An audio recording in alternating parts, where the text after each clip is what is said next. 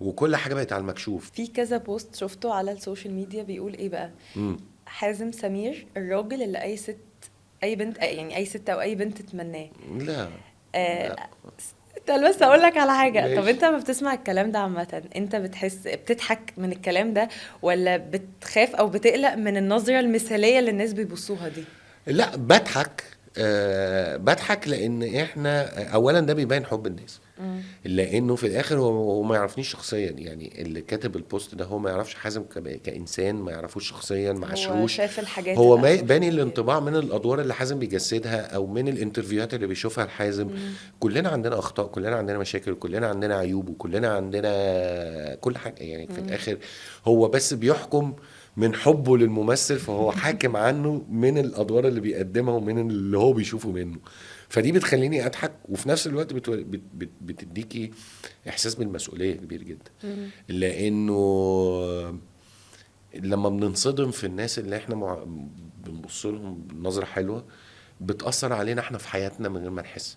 صح، نبقى حاطين آه، expectations وما بتطلعش بالظبط. هي ال expectations. فدي بتديكي مسؤوليه انه انا في وسط ما انا شايف حاجات وحشه في حياتي مثلا.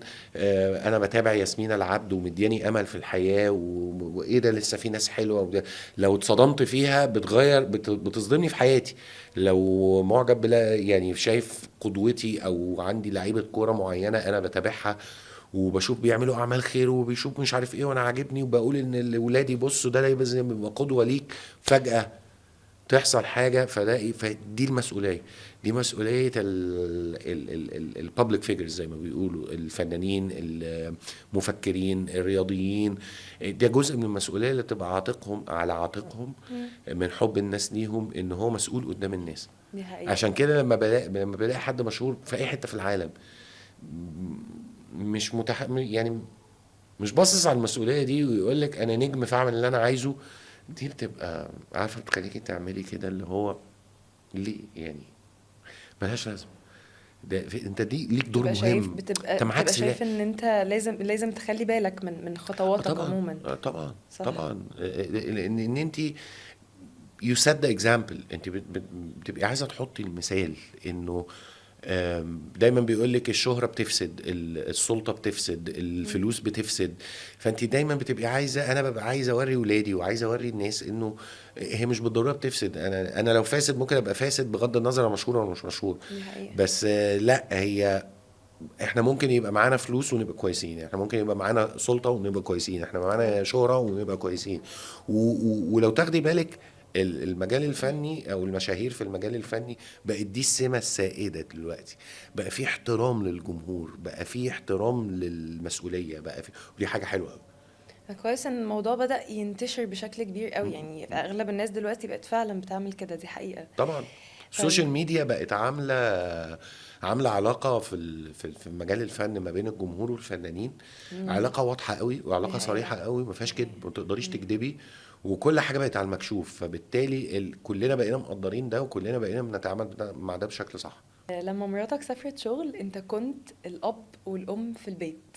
بصراحة كده، ايه اكتر حاجة في البيت كنت بتعملها وكنت بتقول في نفسك يعني الله يعينهم الستات على اللي هم شايلين، واحنا ما كناش عارفين احنا ما كناش عارفين الحاجات دي كلها؟ لا بصي هقول لك حاجه. انا عشان تفهمي بس حاجه، انا اوريدي بعمل حاجات حتى ومراتي مش موجوده.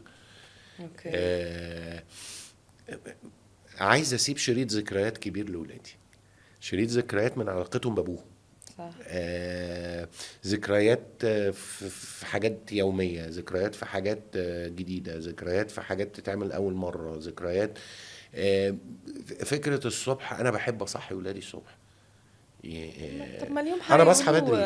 عايزين مفيش رجالة زي حازم سمير. ما لا انا اليوم دي ما هيقولوا على كده. فكره دي ملهاش علاقه يعني هي ملهاش علاقه بعلاقتي بمراتي، هي دي مم. علاقتي بولادي. انا حابب ده لان انا بابايا كان بيعمل معايا ده، مم. فانا بالتالي عايز اعمل ده مع ولادي. فكره ان انا اصحيهم الصبح بضحك وفرفشه عشان يومهم يبقى حلو.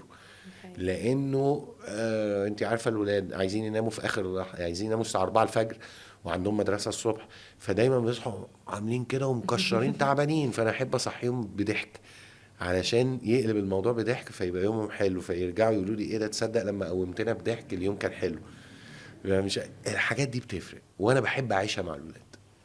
لما بنتك تمارا قالت لك التمثيل وحشك، انت كان نفسك ان هي تسألك السؤال ده لا ما دلوقتي؟ توقعتوش، لا. لا توقعتوش؟ لا هي بتفاجئني بالحاجات دي. ايه اللي حصل يعني؟ احكي لي السيتويشن مشيت ازاي. لا يعني هي خدت بالها انه في حاجات بتبسطني جدا وفي حاجات عادي بالنسبه لي. فلاحظت ان انا بعدي عن التمثيل فارق، مم.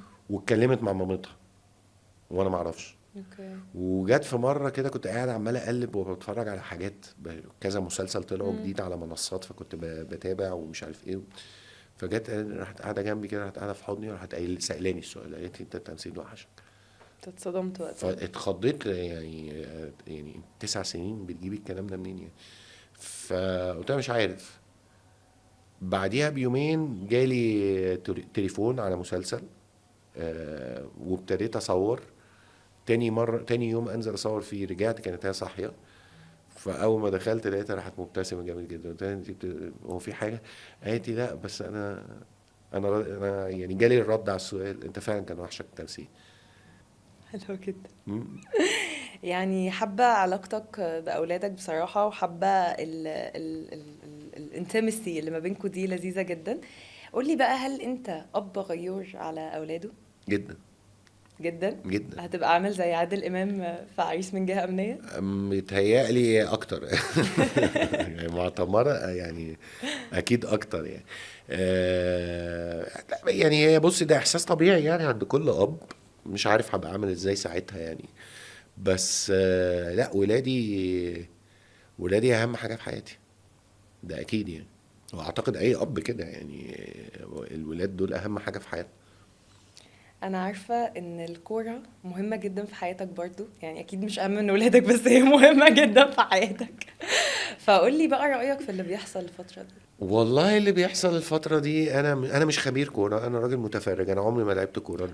راضي عن اللي بيجري؟ الرياضة الوحيدة اللي ما لعبتهاش في حياتي كانت الكورة، فشلت فيها. لعبت رياضات كتير. اه، دي برضو حاجة أنا مستغرباها أسألك الكورة لا. فيها برضو. ايه. ان انت يعني بتحب رياضات كتير جدا، ولعبت رياضات كتير جدا، وبتحب الكورة جدا جدا، وفي الكورة نفسها فشلت في الكورة. طب بتعوض ده في البلاي ستيشن ولا ايه اللي بيحصل بقعد بالظبط؟ كنت بقعد طبعا، بقالي كتير، بقالي سنين ما اوكي. لعبتش بلاي ستيشن. بس لا كنت بروح العب مع اصحابي طبعا، ما كل اصحابي بيروحوا يلعبوا كوره، محدش بيروح امم. يلعب باسكت صح. للاسف يعني. بس كل اصحابي بيروحوا يلعبوا كوره، كنت بروح اقف جون. امم. لان انا لعبت فتره هاند بول، كنت بقف جون، فكنت اوكي. بقف جون كويس في الماتشات الخماسي، امم. الملعب الصغير وكده. طبعا الجون الكبير ده ما اعرفش اقف فيه خالص، لانه اي حاجه هتدخل جون. بس كنت حاسس طول الوقت ان في مسافه بيني وبين صحابي، لان كله بيلعب كوره وانا مش عارف العب كوره. امم. ما التوافق العضلي عصبي بتاع الرجلين مش ماشيه معايا خالص يعني. العب كل الرياضات اللي لعبتها كانت بالايد، تنس، سكواش، باسكت، هاند بول، يعني فولي، كله بالايد. انما بالرجل عمري ما نجحت في ده. امم. بس متفرج. بحب اتفرج على كوره، بحب اركز في خطط اللعب، بحب اركز في المدربين، طريقه المدربين، اللعيبه، مين لعيب كويس، مين المهاري، ايه طريقه الكوره اللي احب اتفرج عليها، ايه الماتشات اللي احب اتفرج عليها كده يعني. اللي بيحصل طبعا كان صدمه، اللي حصل في بطوله افريقيا كان صدمه. الخبراء بقى اتكلموا طبعا، هم يفهموا في ده اكتر مني. انا بتكلم كمتفرج، طبعا كانت صدمه. بس عندنا كاس عالم كمان كام شهر. اتمنى ان احنا نبقى اتعلمنا من اللي حصل في بطوله افريقيا. اتمنى ان احنا نستعد بشكل احسن لكاس العالم. لان عندنا فرصه، هي مش مجموعه ضعيفه خالص، بس عندنا فرصه. وفي الاخر كل تاريخ الكوره في اي دوري في العالم بيقولك انه مش مهم انت قوي يعني، مش مهم تاريخك عامل ازاي، انت لعبت ماتشات عامل ازاي. هي الفكره كلها اجتهد في البطوله اللي انت داخل عليها، قدم ماتشات حلوه، حاول ان انت تعمل ماتشات حلوه. في الاخر المكسب الخساره ده بقى يعني، ياما فرق جامده جدا خسرت، وياما فرق ضعيفه كسبت. فالفكره بس نتعلم من اللي حصل ونجهز اكتر لكاس العالم، لانه في فرصه والله نعمل تاريخ لنفسنا يعني. انت لو عديتي دور المجموعات ده لوحده تاريخ انت عمرك ما دي حققتيه. حقيقة. فناخدها خطوه خطوه، وان شاء الله نقدر نعمل ماتشات حلوه يعني. طب قولي، مين أفضل لاعب بالنسبة لك في مصر حاليا؟ لا محمد صلاح طبعا. محمد صلاح وعمر مرموش. والمنتخب فيه كذا لعيب حلو على فكره، بس هو طبعا محمد صلاح اسطوره كرويه في مصر، ما حصلتش قبل كده. قصه كفاحه، قصته من وهو طفل لحد كل اللي حققه، قدوه كبيره جدا لاولادنا. اتمنى ان احنا يبقى عندنا، ما نبقاش كل فتره بيبقى عندنا موهبه فلتة بتظهر، لا يبقى عندنا بقى استمراريه. يعني يبقى عندنا مدارس الكوره في مصر، ان قطاع الناشئين يبقى بيطلع، يبقى عندنا محترفين اكتر، يبقى عندنا لان عندنا مواهب. احنا 120 على راي الرئيس قالك 120 مليون، مش معقول ما عندناش صلاح تاني. عندنا انت بنلعب كوره في مراكز الشباب، بنلعب كوره في الشارع، بنلعب كوره في الحاره، بنلعب كوره في النجوع، في الصحراء، في النوادي، في الجناين. انت الشعب المصري بيلعب كوره دي كده اكتر من اي حاجه تانية في حياته. فلا، عايزين يبقى عندنا بقى اكتر الفتره اللي جايه.